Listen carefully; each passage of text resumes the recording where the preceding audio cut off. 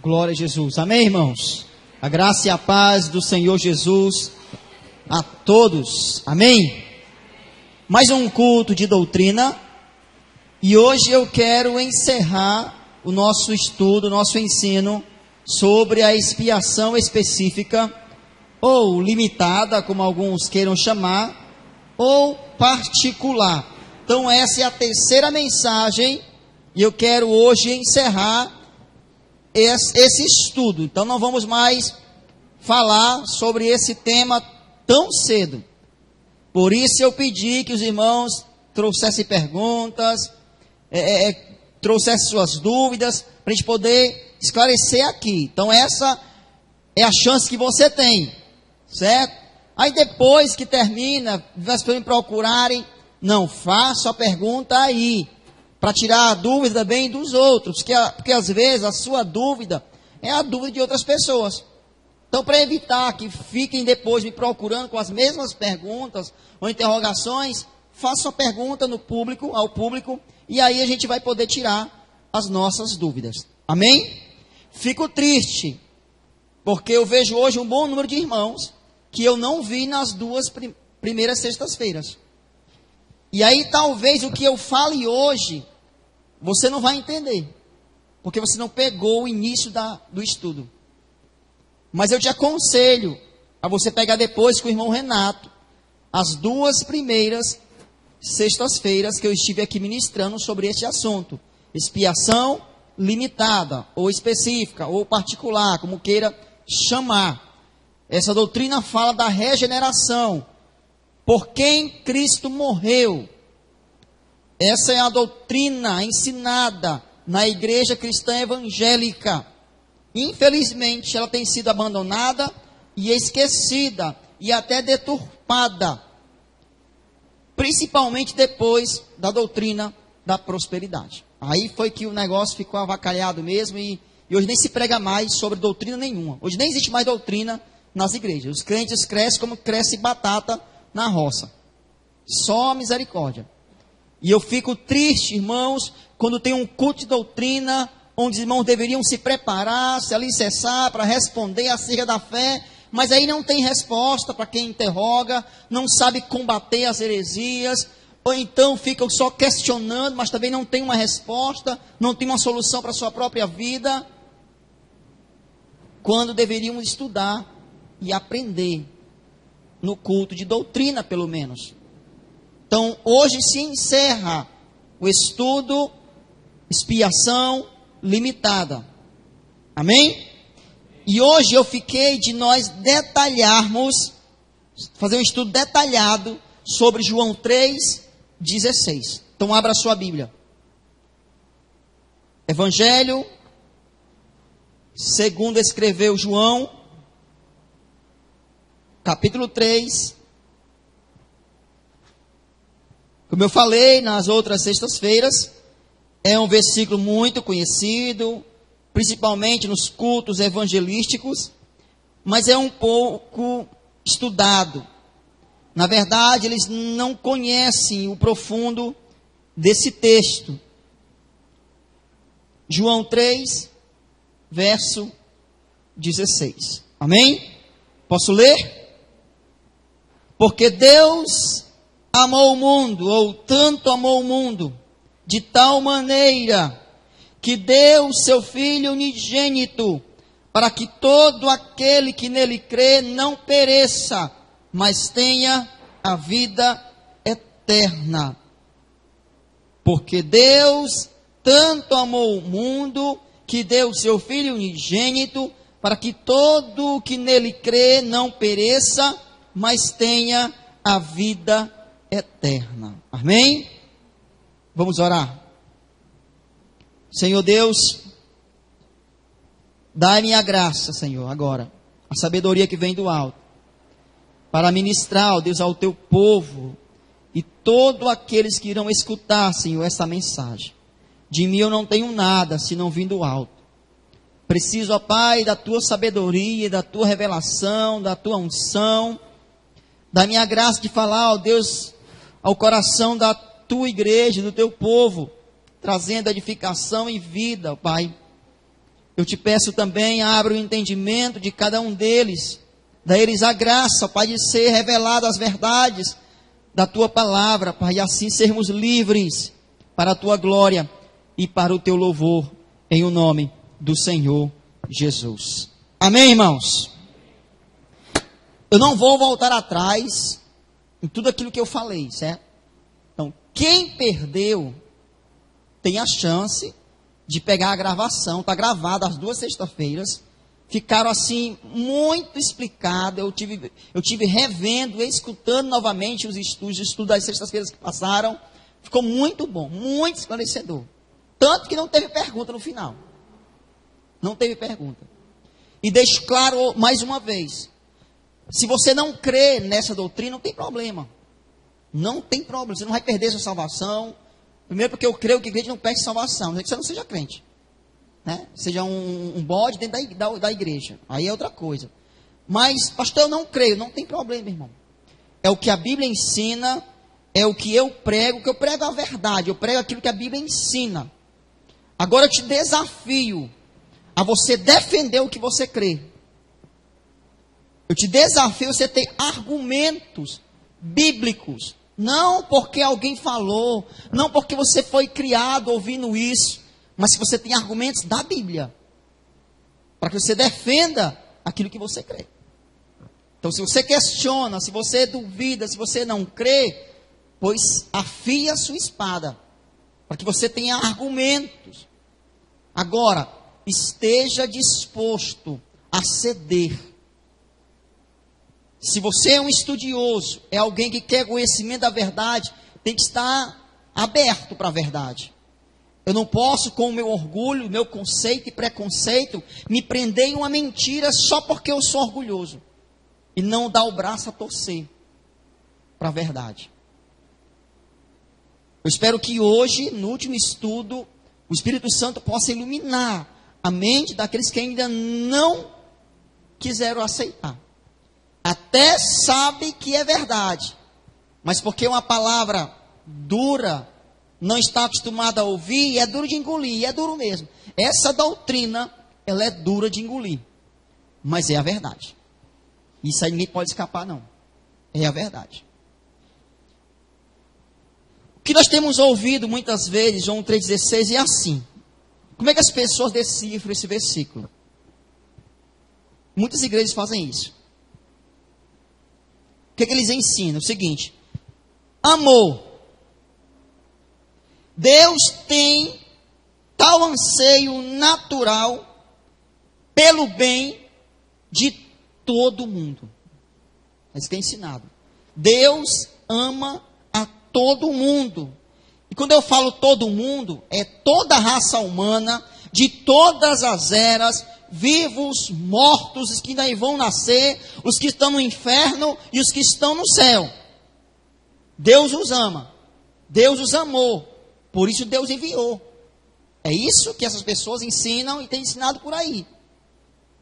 Que Ele deu o seu Filho para morrer, na verdade não para salvar, mas possibilitar, para dar uma possibilidade para qualquer um que crê, né? Todo aquele que crê, ou seja, ele precisa crer, tem que ter uma tendência natural, tem que gerar dentro dele uma fé, para que ele tenha, para que ele possa assim ter a vida eterna. É assim que as pessoas pregam esse versículo. O que a doutrina reformada ensina? O que nós entendemos que esse versículo ensina? Amor. Quem? Deus tem um amor tão especial, tão supremo, que Ele determinou que o mundo, que este mundo, todo o seu povo, dentre todas as raças, um número incontável de pessoas, fosse salvo. Então Ele deu, ou seja, Ele designou o seu Filho para ser o Salvador adequado, aceito, perfeito. de uma forma perfeita. A palavra é essa, perfeita. Ele não deu uma possibilidade. Ele enviou o seu filho para que ele salvasse todo aquele que... Quem é esse? Todos os crentes. E somente eles tenham, ou seja, efetivamente, todas as coisas que eles precisam. Ele planejou tudo para que eles tenham a vida eterna. Ele não fez a metade. Ele não pegou apenas uma parte do seu plano e cumpriu para que o homem cumprisse a outra. Não. Ele efetivamente salva a todo aquele que crê. Amém? Agora, há 3 coisas que nós precisamos estudar nesse versículo com cuidado. Primeiro lugar, o amor de Deus.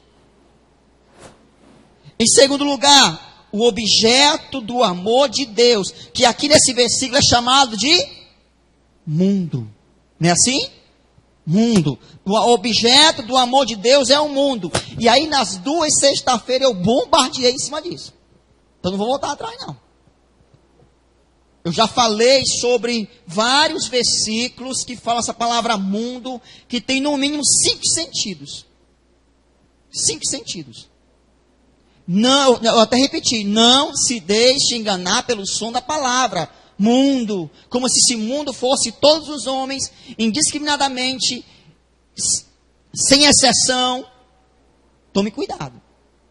Porque várias passagens, vários versículos da Bíblia mostram que esta palavra mundo não significa literalmente todos os homens. Todos os homens. Então, o objeto do amor de Deus, o mundo. E em terceiro lugar, a intenção do amor de Deus. Para que os crentes, ele diz, não pereçam. Então, vamos lá. Em primeiro lugar, o amor de Deus. Vamos estudar isso. Segundo, o objeto do amor de Deus, quem Deus ama. E em terceiro lugar, qual o propósito de Deus ter amado? Qual o propósito? Primeiro, é importante nós entendermos que nada que sugira uma imperfeição da parte de Deus deve ser dito acerca dele. Nada. Então temos que ter muito cuidado. Porque, pastor, a obra de Deus é perfeita, sim ou não? Sim. Tudo que Deus quer fazer, Ele faz com perfeição. Nada pode frustrar, nada pode deter, nada pode parar, porque Ele é Deus. Então, se houver algum argumento, por exemplo, de que Ele, não, pastor, Ele quer salvar todos os homens. Deus enviou o seu Filho para salvar todos os homens. Então, se você segura isso, deduz-se que Deus tem um anseio, Deus desejou, né? Deus anela a salvar todos os homens. Então, o que acontece? Se nem todos os homens são salvos, o que nós deduzimos? Deus quer salvar. Deus envia seu filho para salvar todos os homens. Mas aí vai centenas e centenas de pessoas para o inferno. Todos os dias. O que eu deduzo? Que Deus falhou no seu plano. Se Ele queria salvar todos os homens, e centenas de pessoas vão para o inferno, então Deus fracassou, gente. Isso é deduzir uma imperfeição. Então, não cogite isso. Essa é uma possibilidade totalmente fora de nós estarmos aqui falando até sobre isso. Então, eu posso já desde já pensar o seguinte: não é plano de Deus, nunca foi salvar todas as pessoas. Porque senão Ele teria errado. Ele teria fracassado em algum ponto. Eu já falei isso nas outras sextas-feiras. Estou só relembrando. Agora, precisamos entender uma coisa. Deus pode ter misericórdia.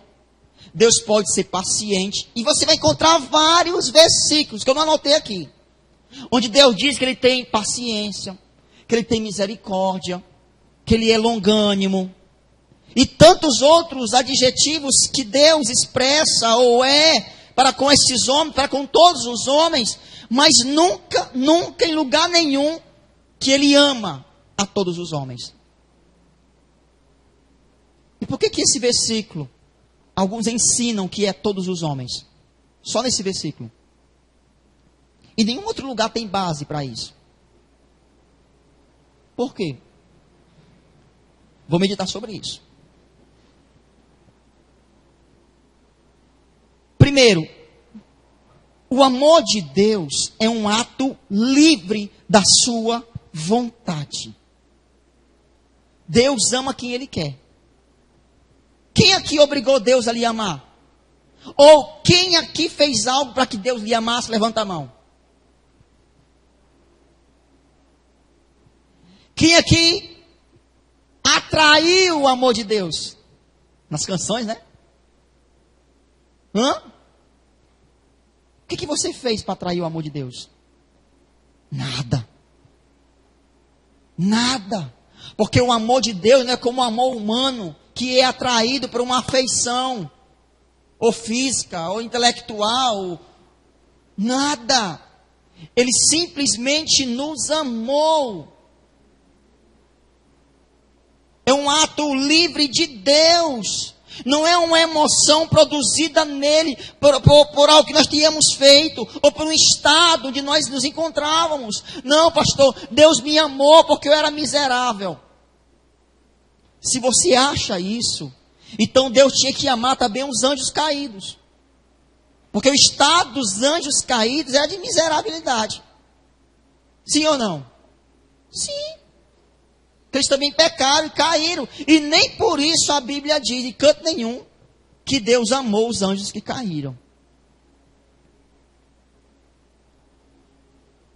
Então o amor que é descrito aqui é um ato supremo e especial da vontade de Deus, dirigida particularmente aos crentes, ao seu povo. E aí a palavra de tal maneira, grave isso, de tal maneira, e para quê? Vai enfatizar a característica de quê? Primeiro, de um amor em comum. Tal maneira. O autor do texto não consegue decifrar a imensidão, o tamanho.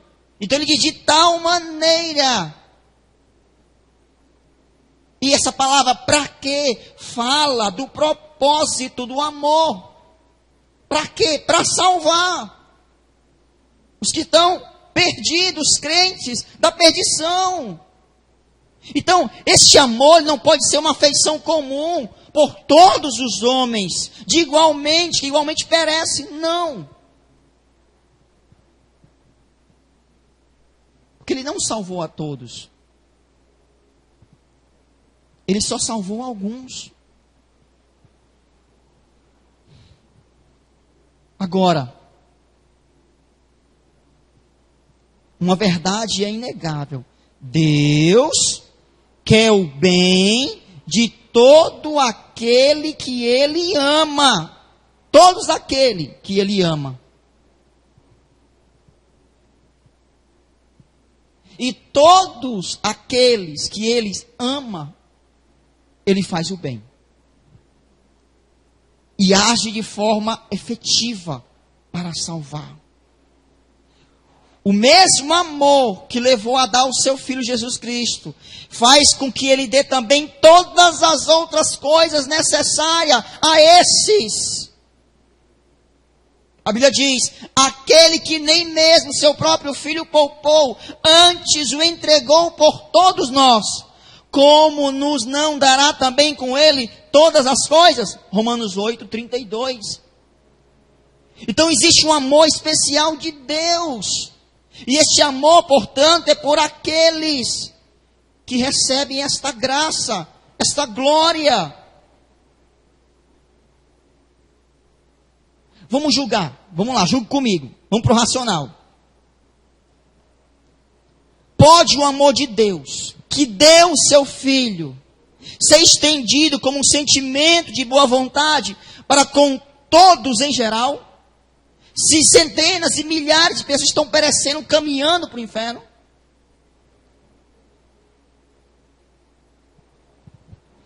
Ou será que ao invés disso, o amor de Deus não tem um propósito específico para os eleitos? Senão nem existiria essa palavra na Bíblia. Eleitos, escolhidos, o que o Pai me deu. Será que de fato todos os homens são alvo deste amor? Quem é objeto deste amor chamado de mundo? Como eu falei para alguns, não é todos os homens. Indistintamente. Todos os homens. Todos. E aí se você for ler na Bíblia, examinar as Escrituras, você não vai conseguir ver isso, irmãos, em canto nenhum. Porque eu já falei aqui vários sentidos da palavra mundo, eu não vou repetir mais, não vou. Então em João 3,16, o amor mencionado aqui é um amor específico. Não é um amor dado a todos e a cada um dos homens. Não. Mas é por alguns homens sobre o mundo. É alguns homens que estão no mundo. E aí nós entendemos que essa palavra mundo, na verdade, são os eleitos de Deus, espalhados pelo mundo entre todas as nações. O que o escritor estava dizendo aqui em João é o seguinte, que o amor de Deus não se resume mais aos judeus. Lembra do versículo? Ele veio para o que era os seus, mas os seus não receberam. Ele está dizendo, Deus agora amou o mundo. Russo, americano, chinês, coreano, brasileiro. Saiu daquela coisa específica dos judeus. Então esse mundo aqui refere-se, se não aos crentes eleitos, porque se não admita, se não for os eleitos, que Deus opera efetivamente na salvação, então Deus falhou no seu propósito, porque Ele não salvou todo mundo, Ele não irá salvar todo mundo. Admita. E eu não admitiria de forma alguma isso. Você vai ver na Bíblia algumas designações, alguns termos dados ao povo de Deus. A palavra mundo, acabamos de ler, toda a carne, todas as nações. Essas palavras são dadas ao povo de Deus. Todas as famílias da terra. Em João 4:42, afirma algo, que Cristo é o Salvador do... Aí eu pergunto, Ele salvou todo mundo? Quem prega isso são os universalistas. Ele crê que a salvação é para todo mundo, que todo mundo no final vai ser salvo. Que não tem condenação para ninguém. Então, um salvador de homens não salvos é uma contradição em termos. Então entenda que esse chamado mundo tem que ser apenas aqueles que são salvos de fato e de verdade.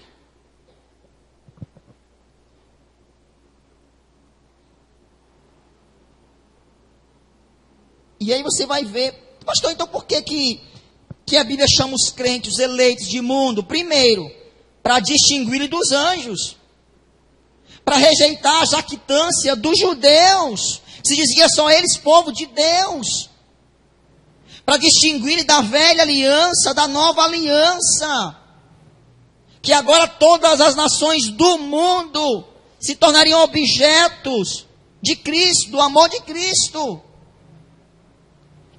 e para mostrar a condição natural dos crentes, homens, criaturas terrestres, deste mundo. Agora, se você prefere argumentar, não, pastor, este mundo aí são todos, cada um dos homens é objeto do amor de Deus. Então eu vou fazer a pergunta que eu fiz sexta-feira passada, talvez você não estivesse aqui, eu vou perguntar de novo. Se cada homem, discriminadamente, indistintamente, é objeto do amor de Deus, então por que ele não se revelou a todos? Por que o evangelho não alcançou a todos? Me responda. Morrem centenas e milhares de pessoas sem ouvir o evangelho. Você sabia disso? Ou você acha que a pessoa fica esperando alguém lá pregar para ela para que ela morra? Lá na Índia. Quantos cristãos estão pregando o evangelho na Índia? Quantos milhões de Deus existem na Índia? Quem lá cultua o Deus verdadeiro? Quantos milhões morrem na Índia? Ah, pastor, mas tem gente pregando lá, irmãos, a Índia não é o teu bairro, não. A Índia não se limita à mensagem de estar lá um cristão pregando num bairro, numa cidade, numa casa escondida, mas de medo de morrer. Se ele alcançar um, se cumpre os eleitos de todas as nações. Isso não quer dizer que serão todos os homens da Índia, ou todos os homens do Iraque, ou todos os homens da China, não. São homens de cada nação. Aí você pode entender isso.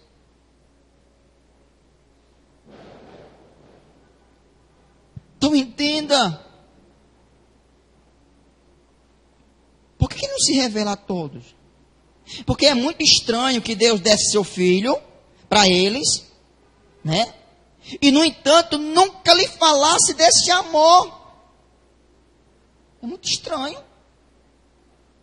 Milhares de pessoas nunca ouviram do evangelho. Como é que pode ser dito que ele ama a todos os homens, se na sua providência esse amor não chega a ser conhecido por todos os homens? Responda. É difícil, né? É duro, né? Porque não se prega isso, gente. Tem medo, as pessoas têm medo de pregar isso. Porque confronta. É uma verdade. Agora, você escolhe, ou você crê ou não crê. Continue crendo nas filosofias humanas. Eu prefiro crer na Bíblia, no que ela ensina, no que ela revela. Embora os meus conceitos, sabe, o meu achismo seja confrontado, e é difícil engolir isso. A Bíblia não nos dá resposta sobre tudo. Se você me perguntar, pastor, por que Deus fez isso? Nenhum homem nessa terra poderá te responder. Porque é ato da soberania de Deus. Argumentaram Paulo acerca disso em Romanos 9, vamos ver daqui a pouco. Sabe qual foi a resposta de Paulo? Disseram assim para ele, então, quem é que pode ser salvo? Então não adianta mais, já está tudo feito. Paulo disse, quem é você? Vaso que replica com o olheiro.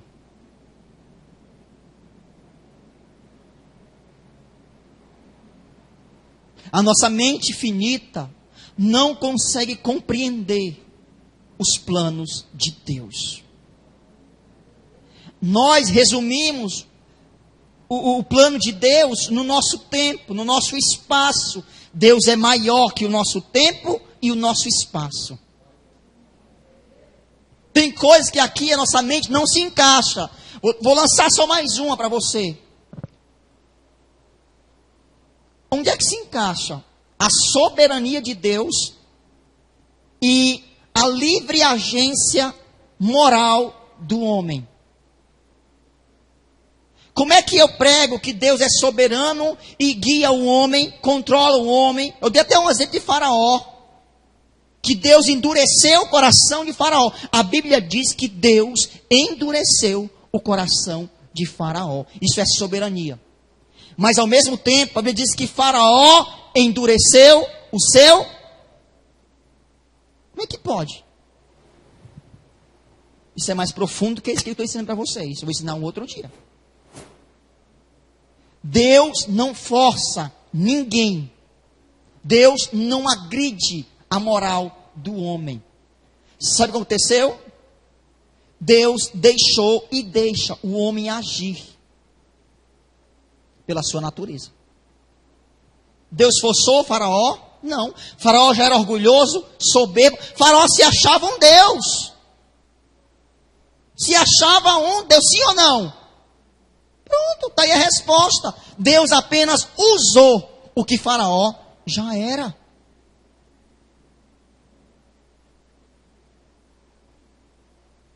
Ele forçou Faraó? Ele mudou o coração de Faraó para Faraó ir para o inferno?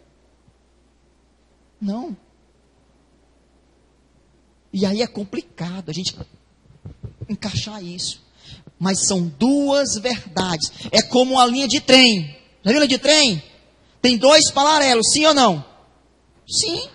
Se você tirar uma daquelas linhas lá, o trem anda. Se você disser assim, não, o homem tem livre-arbítrio. E eu pergunto, cadê a soberania de Deus? Mas se eu disser, não, Deus é que controla tudo, Deus, o homem não faz nada, eu pergunto, então o homem não pode ser culpado de nada. Então são duas verdades que tem que andar juntas. Juntas. Se você nega uma dessas verdades, você cria um extremismo e uma heresia.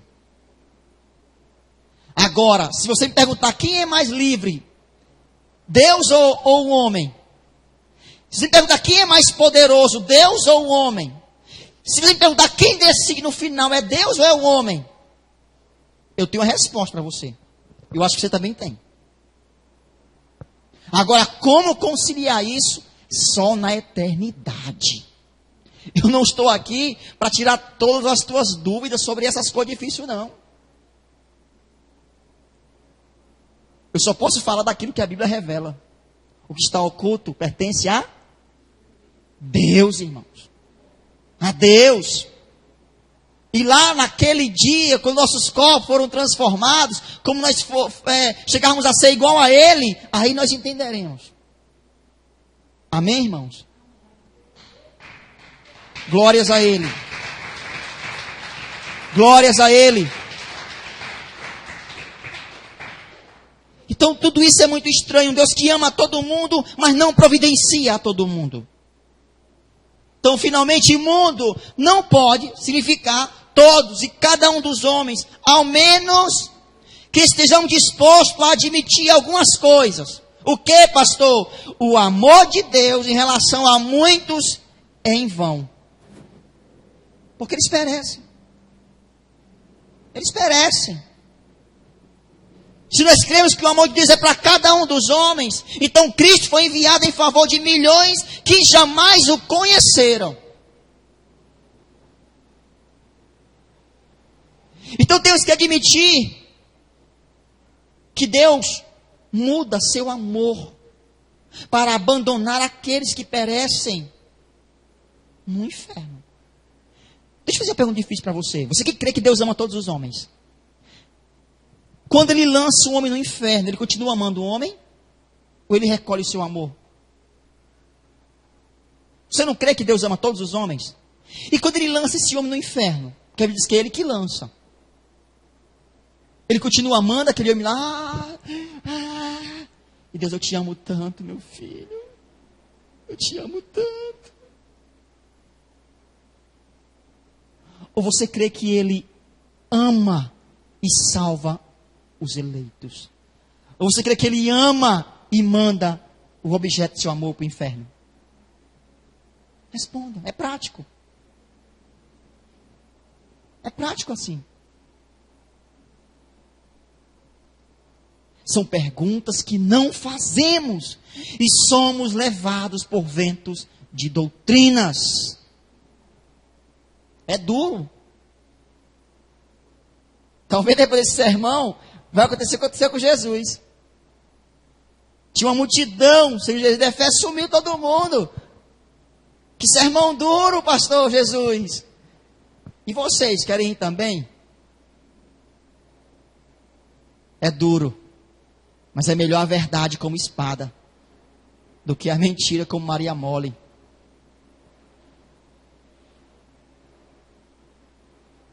Medite. Vá para a Bíblia. Vá para a Bíblia. Por exemplo, Deus sabe de antemão quem vai crer e ser salvo. Deus sabe? Como é que ele manda Jesus morrer por alguém que ele sabia que ia para o inferno? Você tem que admitir que mesmo Deus sabendo, Deus mandou, vai lá, morre por ele também. Como assim? Vai lá.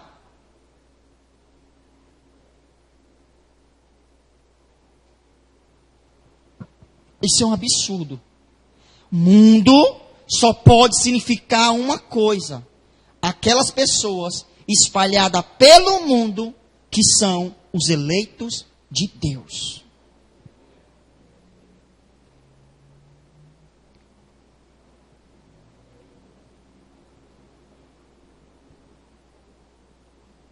Agora, crer.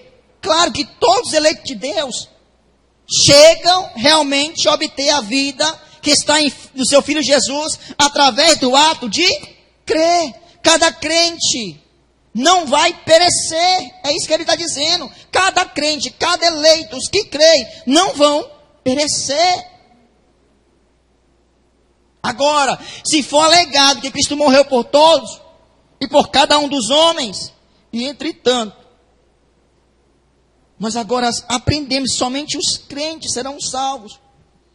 Eu pergunto, o que faz a diferença entre o crente e o não crente? O crente crê, sim ou não? E o não crente, já está dizendo, não crê. Essa é a diferença. Não há como nós mesmos fazermos a diferença. Então Deus o fez. Então, todo aquele significa. Aliás, todo aquele não significa qualquer um. Não. Se você crê, você vai estar pregando a mesma doutrina que eu acabei de citar, do universalismo. Não, todo mundo é crente. Só que não é verdade. Nem todo homem crê. E somente os que creem é que são favorecidos. Então, João 3,16 declara a intenção de Deus no sentido de os crentes serão salvos. Os eleitos serão salvos. Sabe-se então que Deus não deu seu Filho para os incrédulos, para os não regenerados, para os não transformados. Porque pensa comigo, como poderia Deus ter dado seu Filho para aqueles a quem Ele não deu a graça de crer, irmãos? Porque quem dá a graça de crer, quem é o autor da fé? É o homem. Quem é o autor e consumador da fé? Deus. Como é que Deus pode ter dado seu Filho àqueles a quem Ele não deu a graça de crer? Então os que creem são os eleitos. O amor de Deus. Eles são alvos do amor de Deus. Isso você meditar. Será que o amor de Deus, sinceramente, pode ser considerado como uma afeição por todos os homens em geral? E ao mesmo tempo ele tolerar a perdição, a condenação desse tanto que ele amou? Ou será que esse amor não é melhor entendido como sendo aquele único, especial amor do Pai por seus filhos crentes? Que torna seguro, porque o amor de Deus dá segurança. Dá segurança. Eu não posso crer que Deus ama alguém e lança no inferno. Ao fazer essas perguntas que eu estou aqui lançando sobre a tua mente, pego que você talvez você nunca tenha feito. Porque quando você faz essas perguntas, você vai para a Bíblia e ela te dá resposta. Ele não morreu, Cristo não morreu como um resgate geral para toda a humanidade. Não. Porque senão ele foi infrutífero com relação a muitos. Agora, ele teve uma redenção especial, gloriosa e efetiva e eficaz para cada crente. Então esse texto, João 3,16, ele é frequentemente usado para passar a ideia de que Cristo morreu por todo mundo. E é isso que temos ouvido muito por aí, irmãos. Se você está confuso, pegue as 2 primeiras mensagens. Porque aqui eu estou só terminando. Eu não vou mais repetir o que eu falei tudo. Não vou sair daqui nunca. Nunca. E você vai ser muito esclarecido.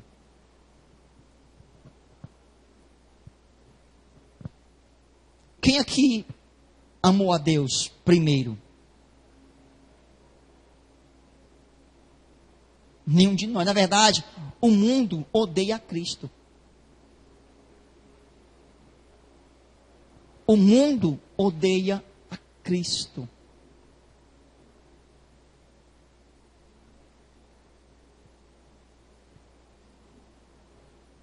Aí talvez diz, não, mas eu amo o mundo. Eu tenho um amor pelo mundo. Eu fico assim, duvidoso, irmãos. Sabe, eu fico duvidoso, receioso.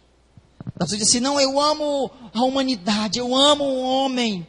Aí passa um mendigo perto dele, alguém carente, alguém necessitado, ele nem olha, não evangeliza, sabe?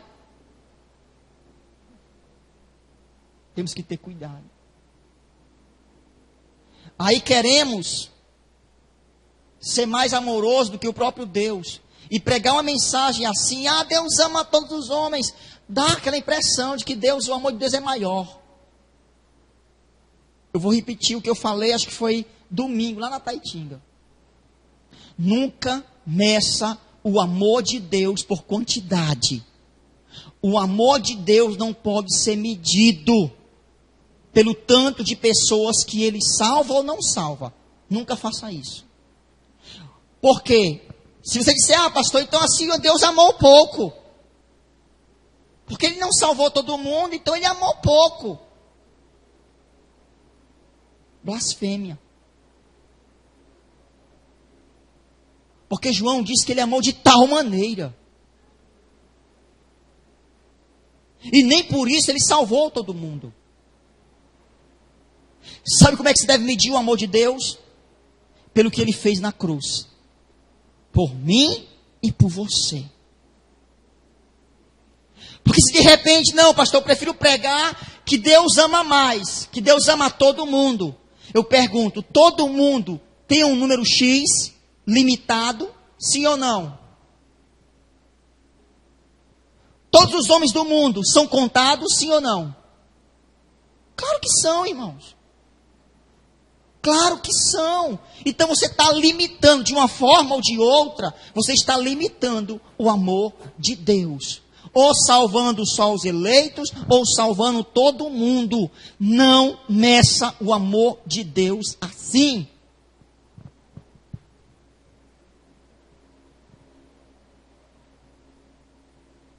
É pelo que Ele fez. Ter deixado o seu trono de glória. Ter sofrido a ira do Pai, no meu e no seu lugar, se nós ter feitamos nada para merecer este amor.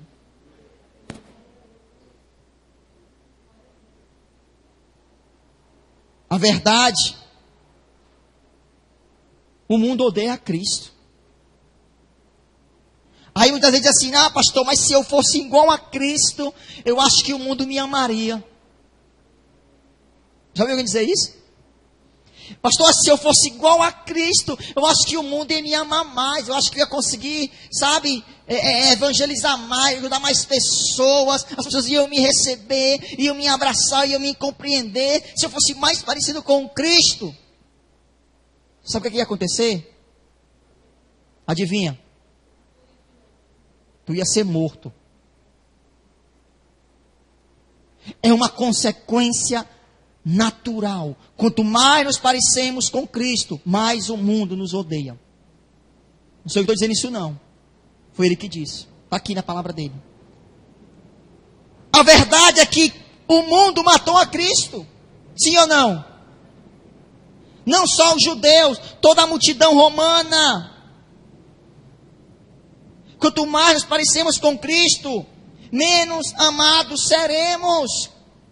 Não é à toa que todos os apóstolos, todos, foram o quê? Mortos, com exceção de João. Por quê? Porque eles pareciam com Cristo. Eles tiveram uma intimidade, uma ligação muito grande. Então, pessoas que, não, pastor, eu quero ser mais parecido com Cristo, porque eu quero abraçar o mundo, eu amo o mundo. É uma contradição. Isso aqui é abraçar o mundo. Mas é uma ideia contraditória, porque quanto mais parecemos com Cristo, mais o mundo nos odeia. João 15, 18, 19 diz: se o mundo vos odeia, sabei que primeiro do que a vós, me odiou a mim. Agora escute isso. Se vós fosses do mundo, o mundo amaria o que era seu. Jesus está falando de quem? Dos eleitos. Lembra João 3,16? Deus amou o mundo. Olha que a palavra mundo de novo. Agora ele diz: se vocês fossem do mundo. Peraí, Jesus. Você não disse que amou o mundo? E agora diz que o mundo não é.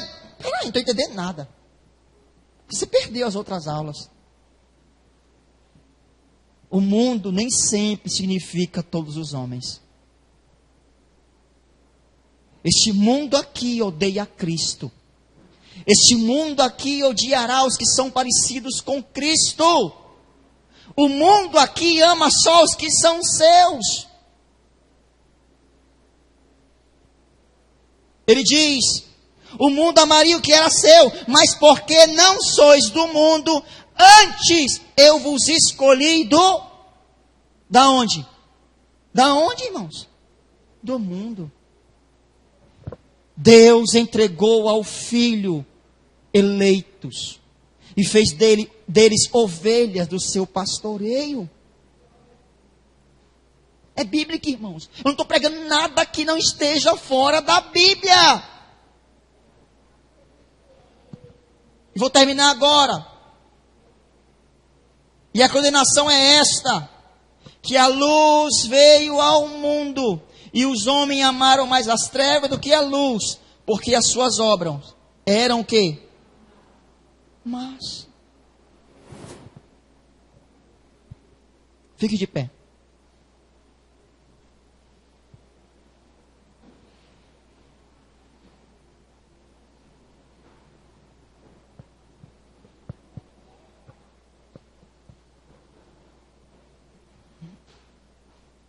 Aleluia, Deus. Glória a Jesus.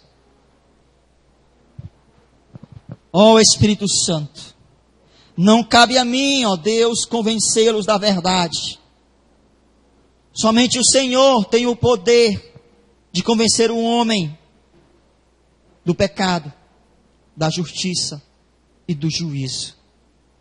Eu peço, Pai, que nesta noite o Espírito Santo, ó Deus, abra o entendimento do teu povo, daqueles que me ouvem agora e daqueles que me ouvirão através da gravação, ó Deus, dessa mensagem. Precisamos entender, Pai, que a tua obra foi perfeita. O Senhor salvou todos aqueles o qual o Senhor queria e veio salvar. O Senhor não perdeu nenhum dos que eram teus. Ninguém o arrebatou de tua mão. E o Senhor ressuscitará a cada um naquele grande dia, Pai. Outrora, se não entenderíamos isso por causa da cegueira espiritual, mas hoje nós temos o Espírito Santo. E hoje nós temos o entendimento, Senhor Deus, de que a tua obra foi completada, foi realizada com perfeição. Eu nunca vou entender, Pai, o porquê o Senhor me amou. Eu nunca vou entender porque o Senhor me elegeu.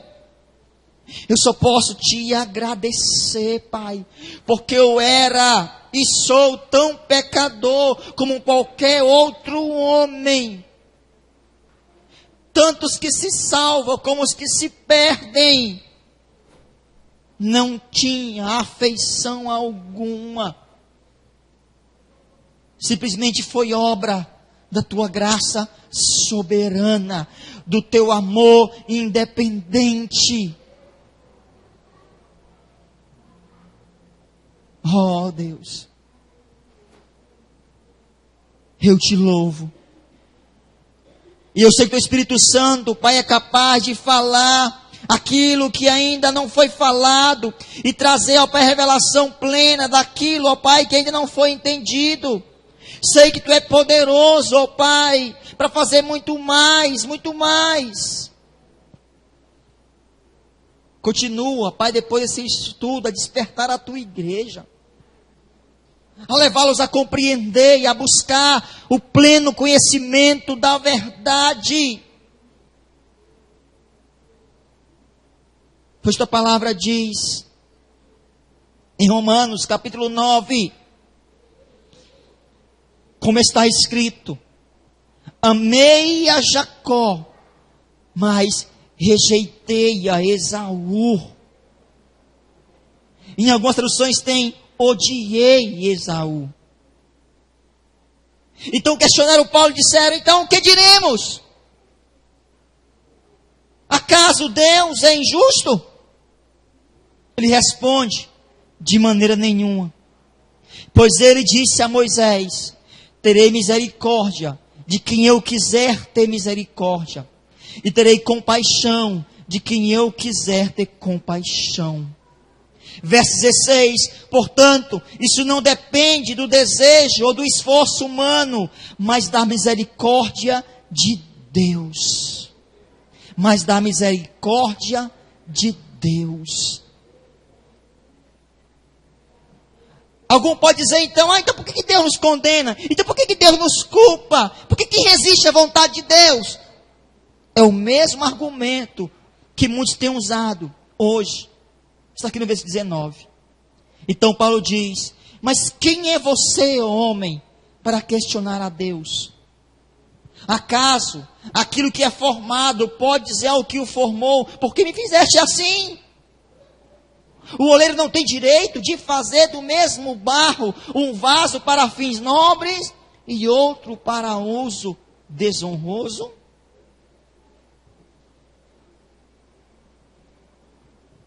Deus tem seus planos, que são maiores do que os meus e os seus. Os pensamentos dele, o caminho dele é mais alto do que os meus e os seus. Eu só posso me curvar, me prostrar e me render à sua vontade e à revelação de sua palavra. E como um ser miserável que sou, me calar. Me calar. Pois Ele tem misericórdia de quem Ele quer. De quem Ele quer. Você sabe o que é misericórdia? Você sabe o que significa essa palavra misericórdia? É Deus não dar aquilo que a pessoa merece. Misericórdia é não dar o que você merecia. Isso é misericórdia. Então Ele usa de misericórdia com quem Ele quer. Sabe o que nós merecíamos? A condenação eterna. Mas Ele teve misericórdia de alguns. Todos os homens mereciam a condenação, mas Ele teve misericórdia, porque Ele quis. Foi um ato de soberania dEle. Ele quis salvar alguns. Glória seja dada a Ele.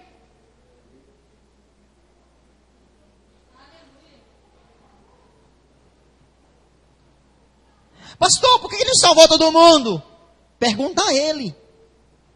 Eu não tenho essa resposta. Ninguém tem essa resposta. Como eu disse, eu nunca vou poder te dar todas as respostas. Nenhum homem poderá. Mas são verdades que estão na palavra dele. Que nos prostremos, que o adoremos, que o bendizemos, porque ele é Deus soberano. E quem crê assim aplaude, glorifica, exalta e bendiz o nome dele.